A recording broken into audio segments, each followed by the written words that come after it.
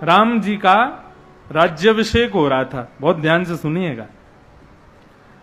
और श्री राम जी को राज्याभिषेक का दर्शन करने के लिए हजारों संत आए थे।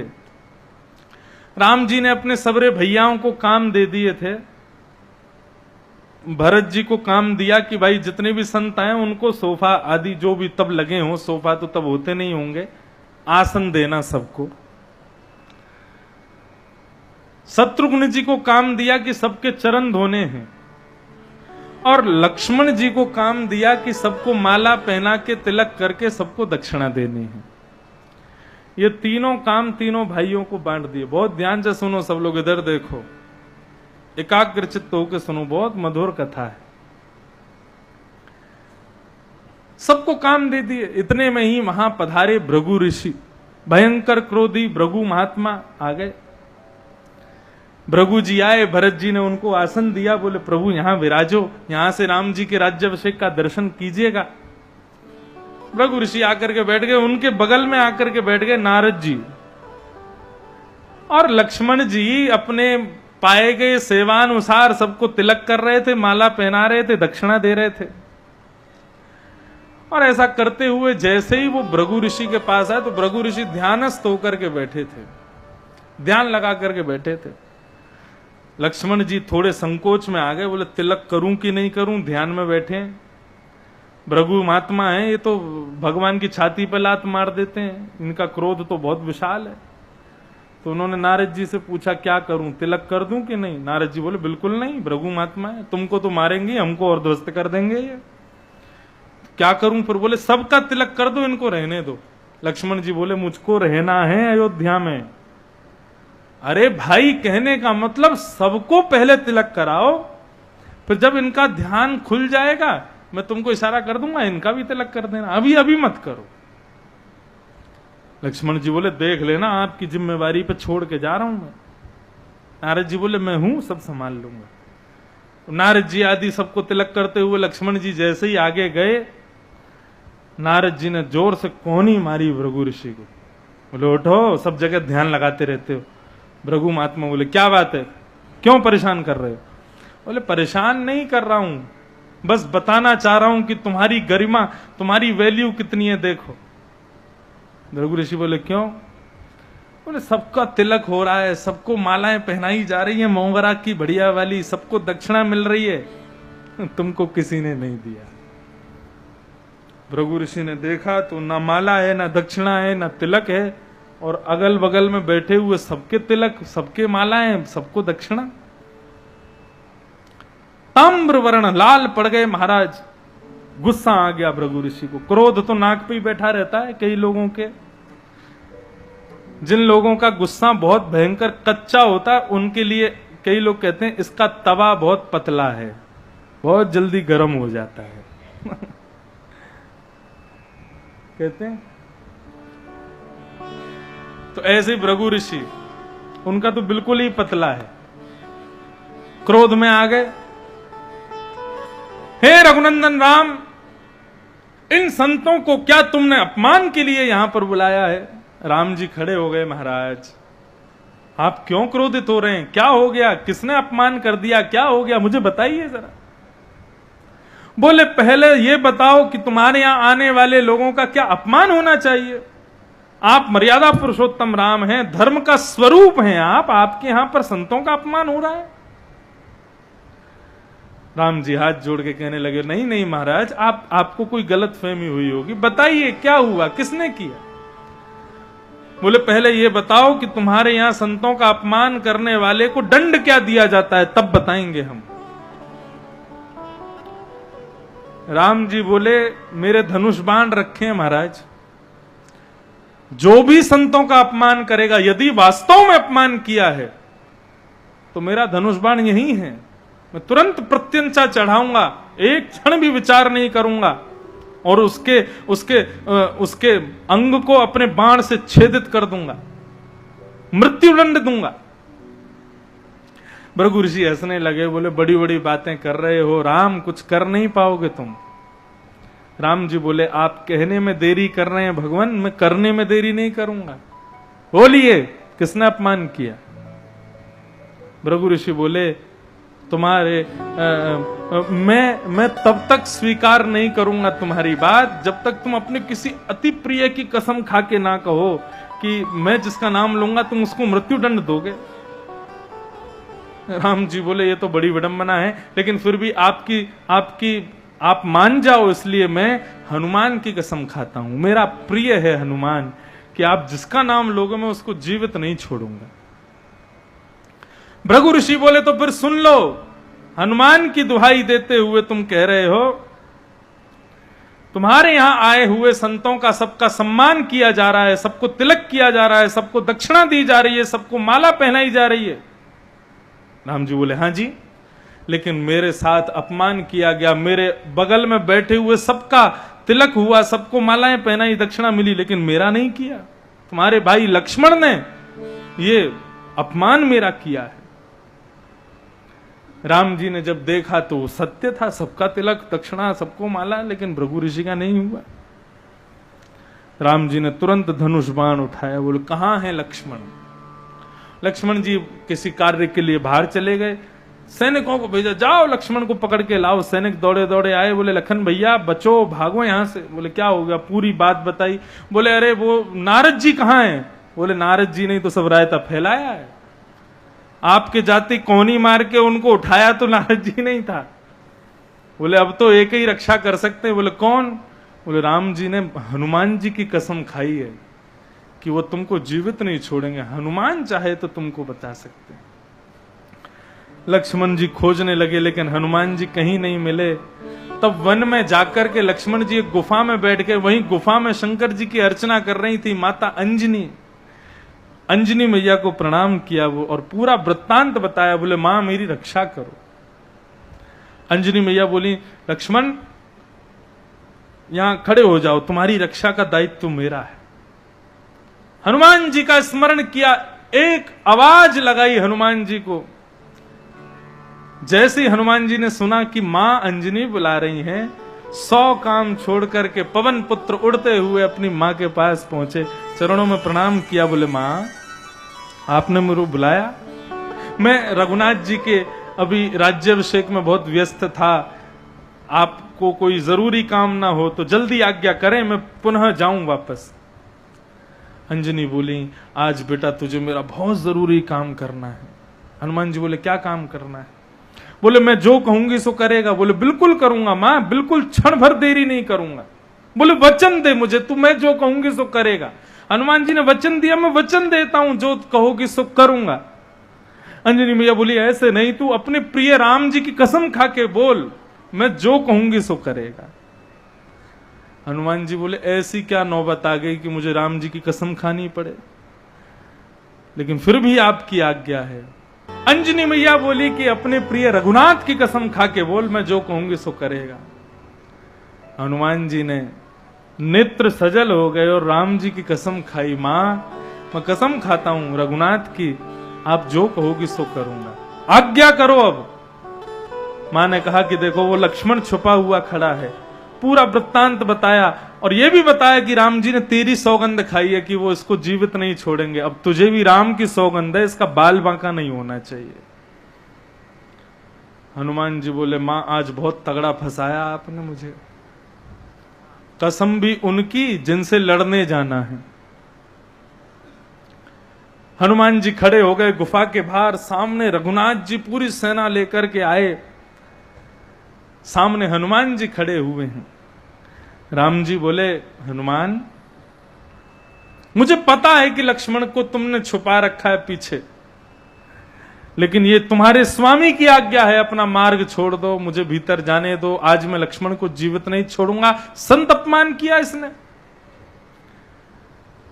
हनुमान जी बोले संत अपमान के, संत अपराध के और भी दंड हो सकते हैं रघुनाथ, मृत्यु दंड। अरे लखन जी हैं, 14 वर्षों तक आपके साथ वन में, जो लक्ष्मण जी सोए नहीं 14 साल तक, क्यों रक्षा करते थे। और बोले मैं तब सोऊंगा जब मेरे भैया के शीश पर स्वर्ण मुकुट विराज जाएगा, जब अयोध्या के आधिपत्य पर मेरे भैया विराज जाएंगे, उस दिन चैन से सोऊंगा मैं। मेरे भैया वन में विचरण कर रहे हैं और मैं सोऊं, बोले ऐसा त्यागी महात्मा लक्ष्मण, आप उसको मारने आ गए छोटे से अपराध पे। रघुनाथ जी बोले, हनुमान बात लक्ष्मण कैसा है उसकी नहीं है, बात यह है कि मैंने संत को वचन दिया है, और वचन तो दिया ही दिया है, तुम्हारी सौगंध खा करके कहा है कि मैं लक्ष्मण को जीवित नहीं छोड़ूंगा। हनुमान जी बोले तो फिर ठीक है, हम भी पवन पुत्र हैं, हम भी अंजनी के पुत्र हैं, और हम भी रघुनाथ जी के दास हैं, हमने भी आपकी सौगंध खाई है कि हम लक्ष्मण का बाल बांका होने नहीं देंगे। तो जब तक ये हनुमान जीवित खड़ा है आपके सामने, तब तक तो लक्ष्मण को आप छू नहीं सकते।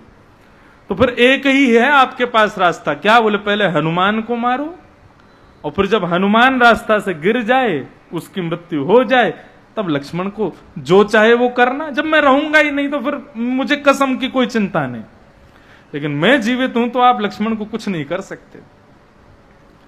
राम जी बोले, अपने स्वामी से हट कर रहे हो? बोले, अपने स्वामी की कसम की रक्षा कर रहा हूं, आपकी कसम खाई है मैंने प्रभु, ऐसे कैसे मैं छोड़ दूंगा? यदि आपको लक्ष्मण को मारना है पहले मुझे मारो। राम जी ने उठाया धनुष, लगाया बाण, प्रत्यंचा चढ़ाई, तो बोले पहले तुमको ही देखते हैं। हनुमान जी बोले, बिल्कुल तैयार है, यही मारना प्रभु। जैसे ही राम जी ने अपनी प्रत्यंचा चढ़ा करके बाण छोड़ा है, हनुमान जी ने श्री रघुनाथ जी का स्मरण करके अपने संपूर्ण बल के साथ में वेग से जय श्री राम का उद्घोष किया, और जैसे ही जय श्री राम का पवन पुत्र ने उद्घोष किया, पृथ्वी डामाडोल हो गई, आकाश में बादल गरजने लगे, सामने आ रहा राम रघुनाथ जी का बाण थरथर कांपने लगा, और कांपते हुए नीचे जमीन में गिर गया। हनुमान जी का स्पर्श नहीं कर पाया। एक बाण, दो बाण, तीन बाण, 5 बाण चला दिए राम जी ने, लेकिन राम जी के ही नाम के उद्घोष से उनके ही बाण को परास्त कर दिया हनुमान जी। अंत में निकला यह परिणाम, राम से बड़ा राम का नाम। रघुनाथ जी का नाम जिसके पास है उसको कोई नहीं हरा सकता। इसलिए मेरी दृष्टि में परम सत्य कौन है? भगवान का नाम ही पवन परम सत्य। मंगल भवन अमंगल हारी, ये भगवान का नाम ही है। अच्छा, हनुमान जी पर क्या है? हनुमान जी के पास भी ठाकुर जी का नाम ही है। सामने राम जी भी लड़ने के लिए यदि खड़े हैं तो हनुमान जी उनसे भी किसी अस्त्र शस्त्र नहीं, उन्हीं के नाम से ही लड़ रहे हैं। तो इसलिए ठाकुर जी का नाम ही परम सत्य है। उस परम सत्य को हम बारंबार प्रणाम करते हैं, उसको बारंबार वंदन करते हैं। वृंदावन में एक संत थे, उनका भजन इतना था कि महाराज पूछो नहीं, 2-2 लाख नाम जप रोज करते थे। एक दिन रात्रि में बैठ करके भजन कर रहे थे तो एक प्रेत की आवाज उनको आने लगी। उन्होंने कहा कौन है? तो आवाज बार बार बदल रही थी, तो वो समझ गए कि ये प्रेत ही होगा कोई। उन्होंने कहा कौन हो भाई, अपनी दुविधा बताओ। प्रेत ने प्रकट होकर कहा महाराज मैं आपके सामने नहीं आ सकता, मैं आपके सन्मुख नहीं आ सकता, आपका भजन इतना है कि मैं खड़ा ही नहीं हो पाऊंगा। लेकिन मैं आपसे प्रार्थना करना चाहता हूं कि यमुना पल्ली पार एक गांव से मैं आया हूं। एक बार यमुना जी में बाढ़ आई थी वर्षों पहले, तो रात्रि में हमारा पूरा परिवार उस बाढ़ में मर गया और हम सब प्रेत बन गए। अभी तक हम मुक्त नहीं हो पाए हैं अपनी प्रेत योनि से। संत बोले तो फिर मुझसे क्या चाहते हो? बोले हम बस इतना चाहते हैं कि आप किसी भी प्रकार से अपने भजन से हमको मुक्त करो, क्योंकि यदि कोई व्यक्ति भजन करता है तो अपना भजन से वो चाहे तो किसी को भी बल प्रदान कर सकता है। संत बोले ठीक है मैं कुछ विचार करता हूं। तो संत ने क्या किया, अपने शिष्यों को बुलाया और कहा कि मेरी एक अंतिम इच्छा है, पूरी करो तो मैं बताऊं।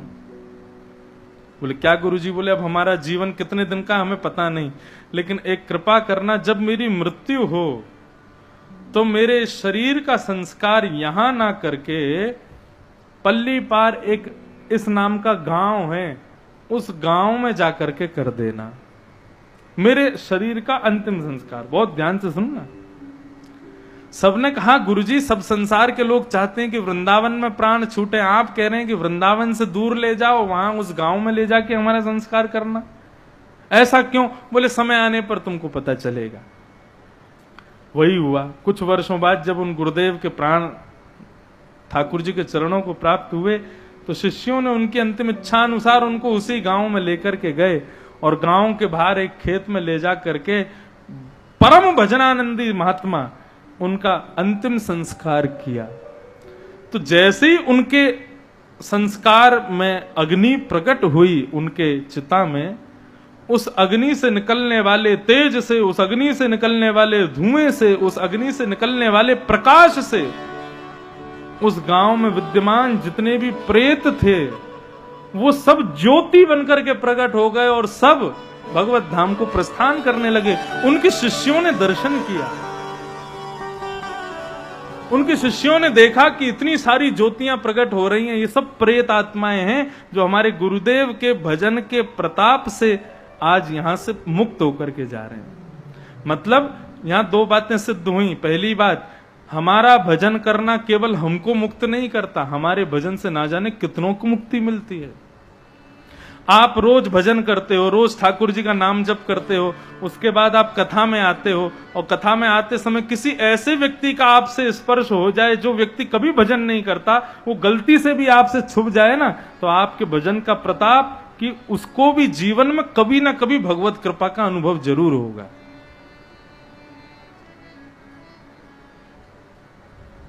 हमारा भजन केवल हमको मुक्त नहीं करता, अनंत भजन करने वाला, ठाकुर जी का स्मरण करने वाला, नाम जप करने वाला व्यक्ति यदि किसी साधारण दीनहीन व्यक्ति को देख भर लेना तो उस पर कृपा हो जाती है, चाहे वो कोई भी क्यों ना हो। भजन का ऐसा बल। अब एक स्थिति हुई कि वो संत के अंत्येष्टि से वहां के सारे प्रेत मुक्त होकर के चले गए।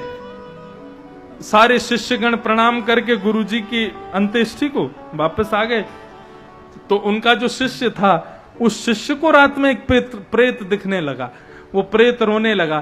तो शिष्य ने पूछा क्या हो गया? बोले मैं उस गांव से आया हूं, आज तुमने अपने गुरुदेव का वहीं संस्कार किया, मेरा पूरा परिवार मुक्त हो गया, मैं रह गया।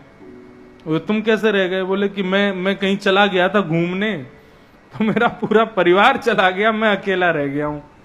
बोले अब तुम्हारा क्या करें? बोले कि महाराज अब अपने गुरुदेव को तो हम वापस ला नहीं सकते, वो तो गए, अब तुम्हारे लिए तो फिर कोई और भजनानंदी कभी प्राण त्यागेगा तो फिर देखेंगे। बोले नहीं नहीं नहीं, एक और उपाय है। क्या? बोले आपके गुरुदेव का भजन इतना था कि यदि आप सूखी लकड़ियां ले जाकर के जहां उनकी चिता में अग्नि लगाई थी वहां सूखी चिता में भी यदि साधारण अग्नि लगा दोगे, उससे निकलने वाले धुएं से भी मैं मुक्त हो जाऊंगा। उनका इतना भजन था। उस शिष्य ने वही किया। 4 लकड़ी ले जाकर के गुरुदेव को जहां पर समाधि दी थी वहीं पर उन लकड़ियों को ऐसे ही जला दिया, तो उससे निकलने वाले प्रकाश से, उससे निकलने वाले धुएं से वो बची हुई प्रेतात्मा भी मुक्त होकर के भगवत धाम को चली गई। ये है भजन का प्रताप। केवल हमारा कल्याण होगा, हमको सद्गति मिलेगी, ऐसा नहीं है। भजन ना जाने कितनों का कल्याण। मैं तिलक लगा करके फ्लाइट में जाता हूं, 10 लोग देखते हैं कि ये कोई पंडित जी आए हैं, कोई महाराज जी आए हैं, पता नहीं कहां से आ रहे हैं, कहां को जा रहे हैं। कई लोग मजाकिया रूप में भी देखते हैं। लेकिन उन सबके देखने से उनके मन में ये तो आता होगा तिलक देख करके कि ये कोई भगवान का भक्त है। तो मेरे तिलक लगाने से ना जाने कितने लोगों के हृदय में भगवत स्मरण हो रहा है। वो स्मरण मात्र उनको मुक्त कर देगा ना जाने कितने पापों से।